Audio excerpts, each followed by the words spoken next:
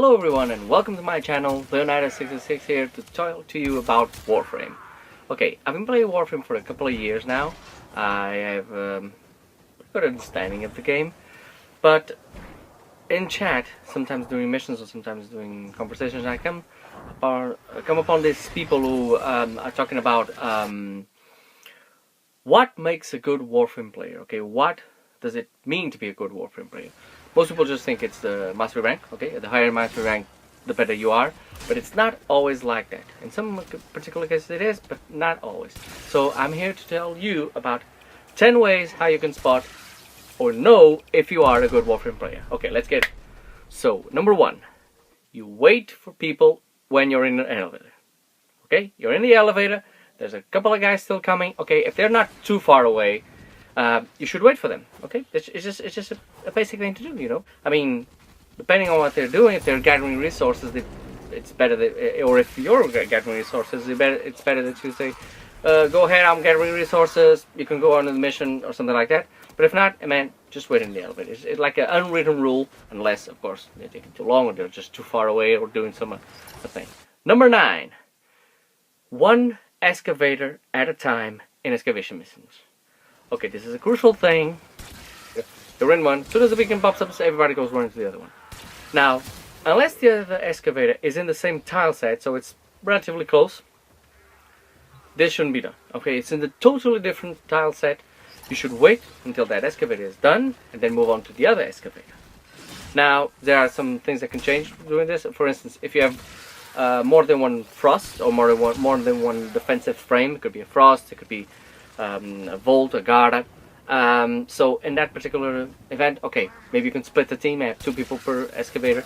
If you're really good, and if you're, you know, everybody's master rank whatever, and they all got great setups, you can do one excavator at a time, one person. I mean, if the mission is like level 6 or 10, it doesn't really matter if one frost is here, the other frost is over there, the other frost is over there. So yeah, in that particular sense. But if you're starting and if you're playing the game with people at high difficulty level, you should do one at a time. Max 2 if they're close in the same tile. If not, just one at a time. Just take your time, man. Just take your time. But that doesn't mean that you should just leave the excavator once it's full and you have a shield over it, okay, and just go away. No, because enemies can still get in, they can still destroy the excavator, especially in high levels.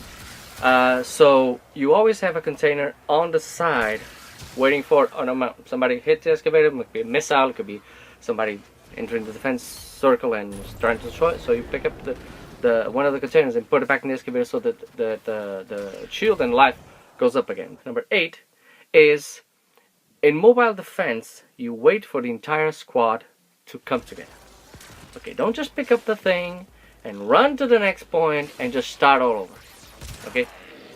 Now, like I said, low levels, you're a great setup, you're a frost level really high up, so maybe you can start. But when and then you get into the high difficulty levels, if you start doing this and without people there to buff you, to protect you, you can die easily and you can jeopardize the mission. So, you know, at least wait a little while until somebody else comes. So, you know, 2 is always better than 1, and you can go ahead with the mission. Okay, just don't, you know, people are still killing or maybe gathering resources or fighting maybe some high value target that just appears, so people are killing it, and you pick up the container and run to the other console and you start it all right away, and people are like, man, just wait for us. I've seen missions fail because of this, just like I did in excavators.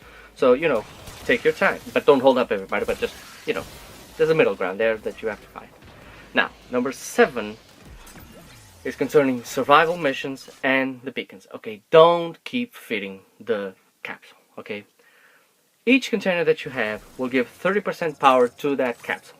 So if the capsule is at 90 or 80, you don't have to keep stuffing it with containers, just killing enemies, find another container, kill enemies, find another container. You don't need to do that, okay?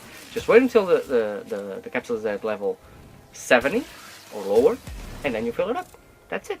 There's the counterpoint of that, which is everybody just doesn't worry about the capsule and just kills enemies random, and then you look at the timer on the left and you go like, uh-oh, we have like 10% in the capsule, so everybody gotta activate the capsule. So yeah, there's this. Number 6. This is an important one because some people well, not everybody has the setup for this, but if you do, remember to always buff yourself when there's colleagues around.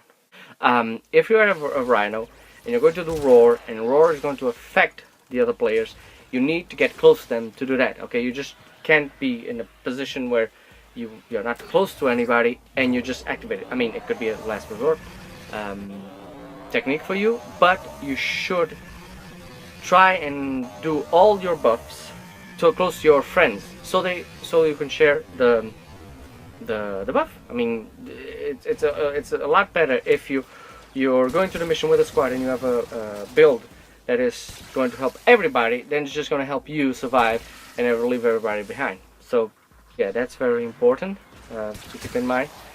Which is me to my next point, number 5, which is use AUGs. Okay, not everybody likes to use AUGs because AUGs take up slots in your build, and I totally understand it.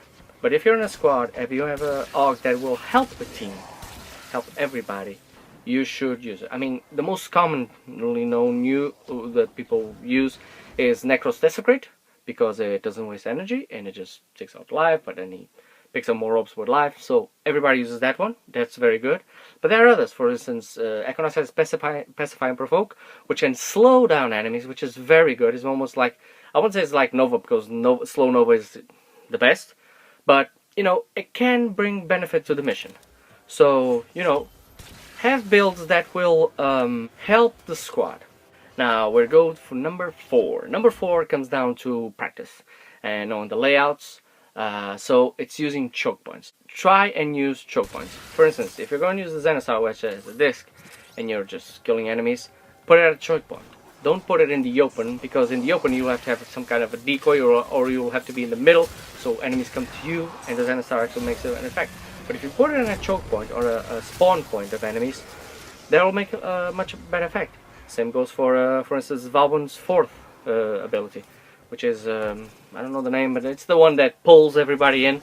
Okay, that's very good. If you throw that in the choke points, you can throw more than one. Enemies get stuck there, you can just shoot them easily, destroy them easily, so it's a very good technique. So for this, it takes a little bit more experience. You have to know the layouts of the tiles of the different factions. But once you get that, you should use choke points to release massive damage. Massive. So we're going down to the final 3. So in number 3 comes, do not, for the love of God, in an open world mission, either in the Plains of Eidolon or in the Orvalis, do not fish or mine if you're in a squad mission. Okay? For that, you can just enter, go alone, and fish what you want, and mine what you want, and do whatever. I mean, even use the goddamn K drive that everybody hates to, you know, get your reputation up, your standing up. But if you're in a mission, if you go to Yuriko, you go to cons and say, okay, I want to do this mission, then people are doing the mission, you'll think, ah, they'll just carry me, I'll just go and do my thing. Don't do that, okay? That just unbalances the game, you know, it's not a good experience. Chat then fills up with all kinds of slander and bad words, and there's no need for it. I mean, there's really no need for it. Number 2 is one that I probably see the least people do. The least thing of all the things that I've said so far, which is use specters. If things get too crowded, too confusing, there's no problem for you. I mean, you don't have energy, you don't have enough ammo, whatever, you're in a dire situation, use a specter. Specters are good in a lot of situations. This happens when, for instance, you're doing a defense mission on a sortie or in the arbitration, somebody drops the healer, the ancient healer, and just that tells me, okay, this guy knows what he's doing. Okay, somebody puts the shield osprey down. Okay, fine, let's do that. Somebody puts up another a specter, which is another frame. So if everybody does this, instead of having 4 frames in the mission, you got 8 frames in the mission. And depending on what they do, you can just go along a lot faster doing mission. You can just destroy a lot faster. There's videos out there who tell you what the best specters are. If you like, maybe I'll do a video on it if you want to. But you know, I know that they suck up resources, so people don't use them a lot. But you don't have to have like 100,000 of them. No, this is not like a resource like I don't know, argon crystals or ferrite or something like that. It's just something that is useful. Okay, you can use it in particular situations, and you're good. You're good at what you do. Okay. And now comes the number one. The number one reason that will tell you, and if you know, you will be good Warframe player. Yeah, not only good, but you will be great. Now, this does involve a little bit of mastery rank. This does involve a little bit of mastery rank. The higher mastery rank will usually know this better, but that's not exactly saying that they know how to act upon it. Which is, you have to know to play with others. It's about, you know, I'll give you an example. Once I was in a mission where I think it was a defense mission, and Nyx, some guy was using Nyx Mind Freak. All he did was using Mind Freak. He Mind Freak in public games, but Mind Freak was what caught my attention, because he was using Mind Freak to just catch the high value targets. You know, the high Grenier one, the Nox. And I realized, and I commended him. I said, "Oh man, you know, you're doing." He wasn't a very high mastery rank. I think maybe it was 18, 16, maybe. But he knew what he was doing, and I knew for what he was doing. So I kind of worked around it. You know, every time one of those enemies appeared, I waypointed him so that he knew that he couldn't go there, and you know, make it work for us.